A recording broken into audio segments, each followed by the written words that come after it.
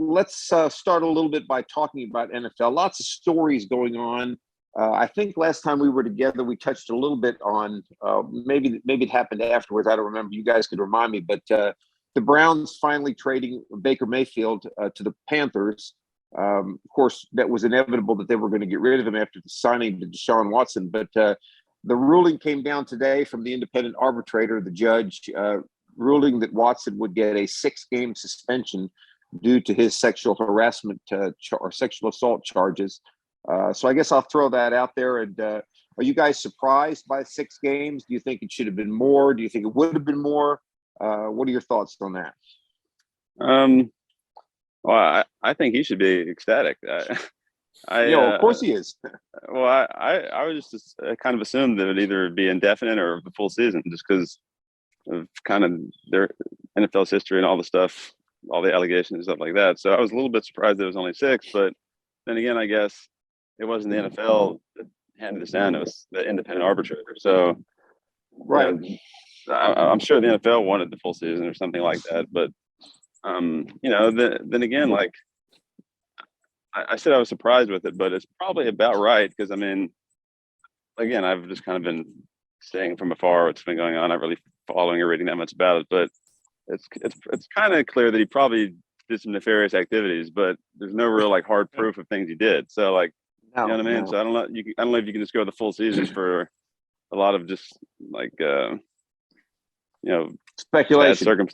Bad circumstances, speculation. But clearly something was going on. So yeah, I think 6 is probably about right. But I think that based on what I was assuming, he kind of got off easy too.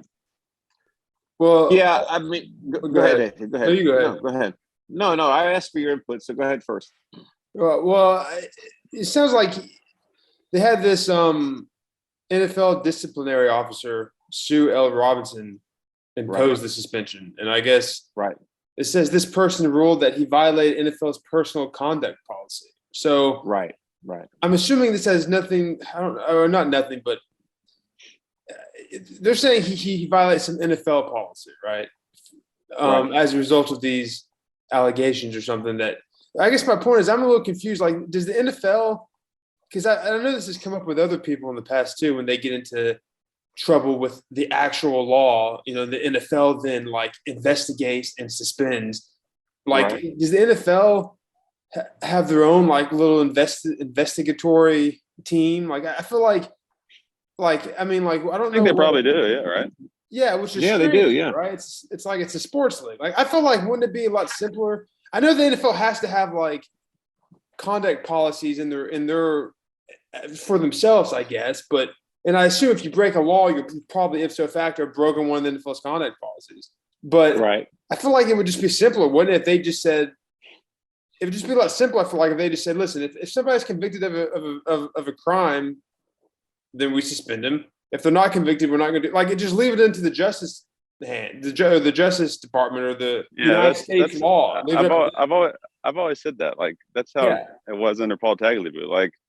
Yeah, if you're not in jail on Sunday, you can play. Like as far like I don't know, I haven't been following this too closely, but as far as I understand, I mean he's out there practicing. So as far as I understand, he hasn't been convicted of anything, either in a civil court, I don't think, or like of a what's the criminal court. Criminal court, because he's out there practicing. So yeah. So like, what if I was why does the NFL just be like? I'm just saying it's strange. The NFL, like, I would just like to see, like, what did he violate? What NFL policy did he violate? I guess the NFL has policies that mirror the United States law. I think misconduct. I think it's just more of by violating the personal conduct policy. Like he, had basically brought bad press to the NFL. Right. He obviously did something wrong, or that's the theory. So like. That's not good personal conduct for the league. So you're suspended. Okay. Because I was thinking, I didn't know if there were like, sexual assault policies in the league that he, if it was just like, I don't understand. But okay, I just think it's interesting that it felt like does their own investigations and stuff. It's interesting. But I think. Well, I was just going to say the other thing is I agree. Watson should be happy because like I had always heard of full games or full year suspension was on the table, and then it also says that this suspension came with no fines. So Well, here's another Right. thing I saw is that all right, he gets suspended 6 games without pay, but he anticipated this, so the Browns agreed to this somehow.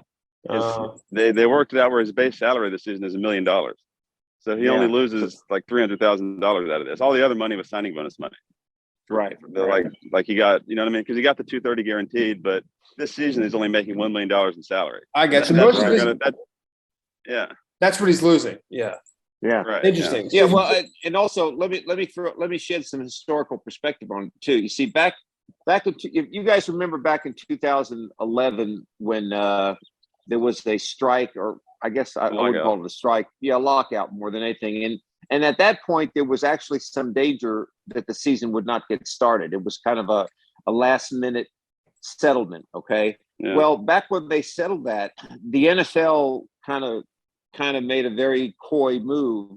They gave the players a little bit more of what they wanted, but the players agreed to let Goodell be the judge, jury, and executioner on all these cases. Okay. Well, then over the last 10 years, you remember all the cases that have come up where Goodell has decided to suspend this person or that person. Yeah. And he's been the one deciding how many games, so forth. Well, this year when they had, or whenever they agreed to their most recent extension, which I think was last year, the NFL players got smart and they said, okay, we want an independent arbitrator. Okay. So that's how they set up this independent arbitrator. And the agreement was that either party, the NFL or the Players Association, could then appeal the ruling, whatever the ruling was. Okay. Well, the NFL players came out and said, we're not going to appeal this ruling, whatever she says. And apparently the NFL did the same. And that's why it was stuck at the 6 games, or that's why it's going to end up being 6 games. So it's kind of a little power play there to get Goodell away from having so much power over these players. And I think you're right. I mean, I think for the Browns knew this because when they signed Deshaun Watson, they knew they were going to have to get rid of Mayfield. Okay. And then they went ahead and signed Jacoby Brissett. Now, you know that the Browns, if they had any inkling at all that this would have been a year suspension, they wouldn't have signed Jacoby Brissett. I mean, they would have figured out some way to either keep Mayfield or do something. So I think they knew that probably he wasn't going to get any more than 6 games, and they figured we can weather the storm for 6 games. You know, that's an excellent point actually, because I remember us talking about like why would they do this? Like this guy could miss the whole year. Where they probably knew he wasn't going to. Which brings to mind, is that not some type of violation of league policy that they had like information about this going in? That seems like that would be some violation right there. You know what I mean? Well, you would think so, but I think it's just I mean. Yeah, yes and no. I mean, I think they probably had their little feelers out there, and they probably had a good idea of what might come down, even though they didn't know. Yeah. But I think they consulted with a lot of legal people, and given the fact that they we're not going to bring criminal charges against him, and I think he settled a lot of these civil cases. He settled them out of court. Now, my understanding is there's still 2 or 3 cases that these women are going to not settle and bring to trial. So there could be a civil trial at some point later this year or first of next year, which begs another question. Let's say that he is charged with a civil offense. Then, does that open up a can of worms where maybe he gets an additional suspension? I don't know. A couple of things. If they're suspending him without a charge, I would think if he gets charged, that would warrant another more. You would think so. I don't think so, because I think the suspension encompasses all of this stuff. So if something just like extends on a little further, he's not going to be suspended. Well, that's a good point too. They're suspending him. It's not like it wouldn't be any new information coming by. It's just it's just a continuation of the current stuff they know. Like you said. Right. But it does say here that he. See, I didn't know how it stood like in the legal system, but it does say in this article he agreed to settle 20 of the 24 lawsuits in June. He settled 3 of the remaining 4 shortly before Robinson, this person who came down with the suspension announced her disciplinary decision. So I guess there's another one still out. But it says, see, this sentence is kind of what is kind of interesting to me about how the NFL operates. It says the NFL spent over a year probing 24 lawsuits and 10 criminal complaints. that accused Watson of lewd and coercive behavior while receiving massages from women. Well, why is the NFL? Right. Why is the NFL probing criminal complaints? They're a sports league. Like, it's strange. Like, Yeah, it is. there are people who do that. Like, it's FBI, the criminal justice system. Like, leave it to them. I don't know. But yeah, I mean, I guess so. I guess so. I'd just be like, I mean, it would be like if, like when they had Deflategate, you didn't have the FBI coming out, looking at if Brady deflated the balls or not, because it's not their thing. It's a sports policy or whatever. It's a policy in the NFL. It has to do with their equipment. They're not going to go the other way. Well, let's look at the 6 games that he's going to miss. Okay, they open the season at Carolina against the Panthers, which will be interesting because Baker Mayfield, well, we don't know if he'll be the starter yet, but more than likely he will be. Then they play the Jets. Then they play the Steelers at home.